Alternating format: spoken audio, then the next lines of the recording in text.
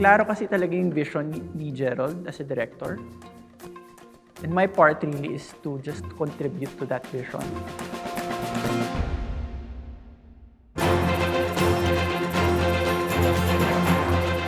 Sa akin kasi personally, ang approach ko talaga, napakadami ring research.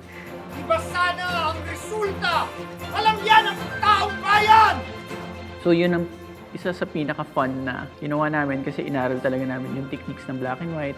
Inaral namin si Jose Nepomuceno, si Vicente Salambides, at yung mga early black and white techniques na naging very technical, pati sa lighting, pati sa framing, sa frame rate, pati sa makeup.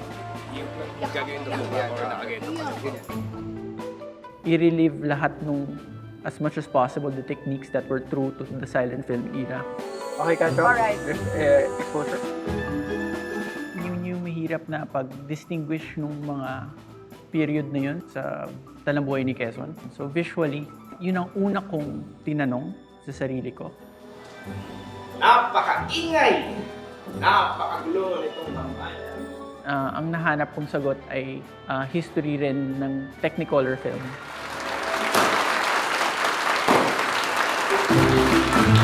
Ito yung Technicolor techniques na pinapolarize in Hollywood.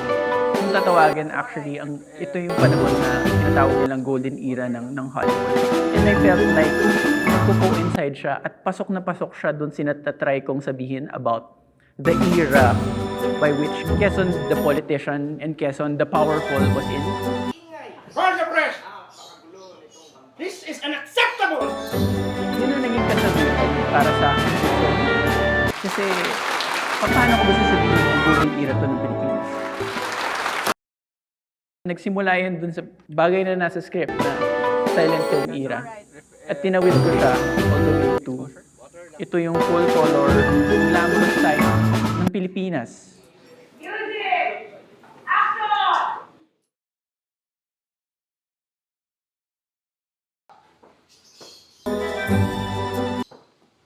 For ingay! The press!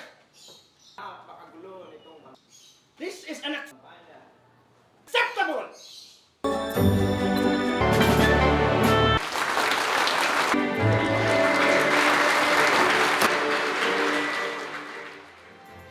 Excited kami ni Miss Monica kasi nakakatawa kasi nung General Luna sa Kanunggoyo, syempre, anong source of lighting natin? Mga gasera, di ba?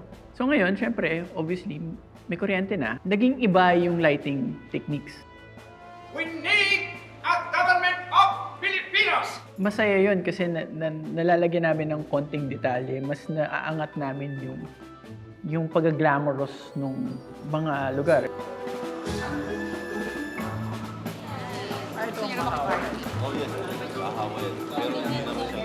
Challenging siya.